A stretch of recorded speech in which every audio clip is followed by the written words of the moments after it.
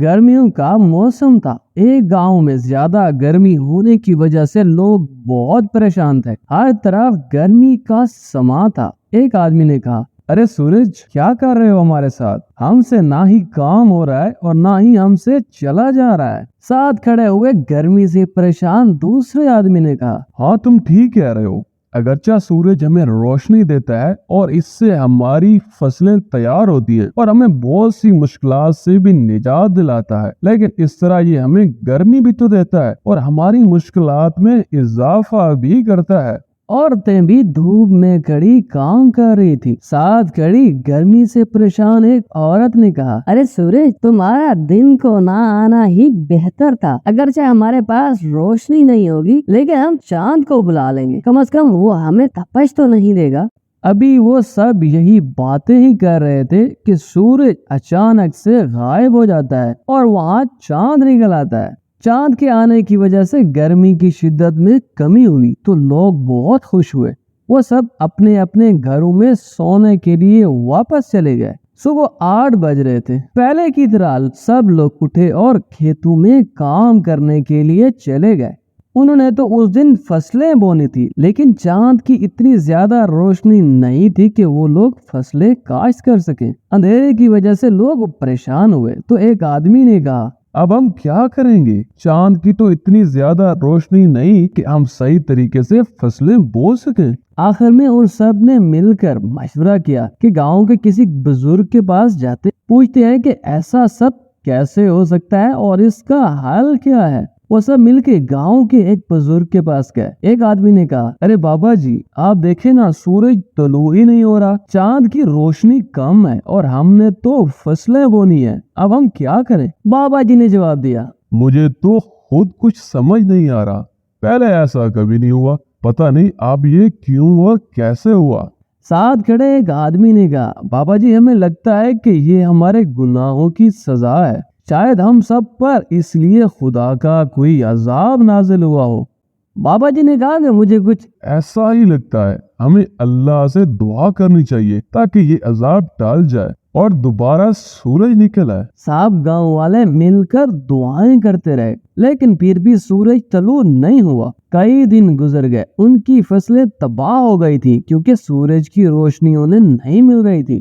گاؤں کے سب لوگ پریشان تھے۔ پریشان بیٹھے ایک شخص نے اپنی بیوی سے کہا، ہماری ساری فصلیں تباہ ہو گئی ہیں، اب ہم کیا کریں؟ اس کی بیوی نے جواب دیا، دیکھو، ہم سب نے سورج اور چاند میں فرق رکھا، سورج کو برا بلا کہا اور چاند کی تعریفیں کی تھی، شاید اس لیے ایسا ہی ہو رہا ہے، باہر جانے کو دل ہی نہیں کرتا، ہر جگہ اندھیرا ہی اندھیرا ہے اور کچھ نظر بھی نہیں آ رہا۔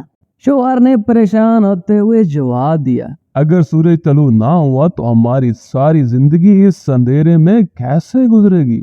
ہم سب تو اس اندھیرے کی وجہ سے دنیا سے رخصت ہو جائیں گے۔ بیوی نے کہا، آپ اچھی باتیں کریں اور اچھا ہی بولیں، اللہ سے ہمیں اچھے کی امید رکھنی چاہیے، سب کچھ ایک دن ٹھیک ہو جائے گا۔ اگلے دن وہ سب گاؤں والے مل کر پھر اس بابا کے پاس گئے اور کہا، بابا جی، اس مسئلے کا کوئی تو حل ہوگا نا، ہمیں بتائیں تاکہ ہم اس اندھیرے سے نکل سکیں۔ بابا جی نے کہا، ہاں مجھے یاد ہے، آج سے کوئی 700 سال پہلے شیطان نے ایک شیطانی درخت لگایا تھا جس پر ہمیشہ برف ہی جمی ہوتی ہے، ہم سب کو مل کر وہ درخت ڈھونڈنا ہوگا، یہ سب اس شیطان کے ہی کام ہے۔ ایک شخص نے پوچھا، بابا جی، ہمیں وہ درخت کہاں ملے گا؟ ہم اس درخت کو کہاں ڈھونڈے؟ بابا نے جواب دیا، یہ درخت بستی سے بہت دور ایک جنگل میں ہے، لیکن وہ ایک شیطانی درخت ہے، اس کے اندر بھی شیطان موجود ہے۔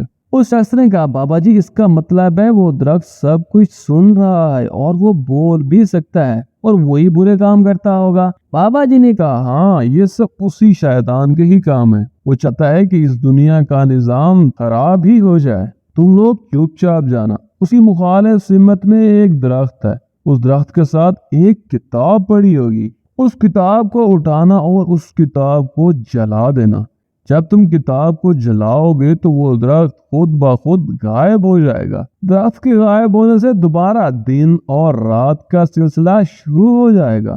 وہ سب بابا کی بات مان گئے اور انہوں نے ایسا ہی کیا۔ وہ جنگل میں درخت کی تلاش کے لیے نکل پڑے۔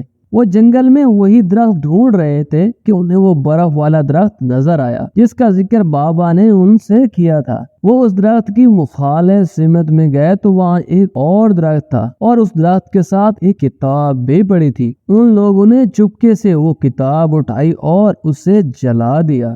جیسے ہی وہ کتاب جلی تو دوسری طرف درخت غائب ہو گیا۔ درخت کے غائب ہونے کے کچھ دیر بعد چاند چلا گیا اور سورج نکل آیا۔ سب گاؤں والے خوش تھے کہ اب سورج نکل آیا اور چاند چلا گیا ہے۔ گاؤں والوں نے مل کے اللہ کا شکر ادا کیا۔ اس کے بعد بھی سورج اور چاند اپنے اپنے وقت پر طلوع اور غروب ہوتے تھے۔ گاؤں والوں نے فیصلہ کیا کہ اب سورج کو برا بھلا نہیں کہیں گے۔ وہ سب دوبارہ کھیتوں میں گئے اور فصلیں بونی شروع کر دی۔ اس طرح ان کی زندگی دوبارہ سے شروع ہو گئی اور وہ بہت خوش تھے۔ تو بچوں، اگر آپ کو ہماری یہ کہانی پسند آئی تو ہماری ویڈیو کو لائک کیجیے، چینل کو سبسکرائب کرنا مت بھولیے تاکہ ہماری آنے والی مزے کی اور کہانیاں آپ تک بآسانی پہنچ سکے۔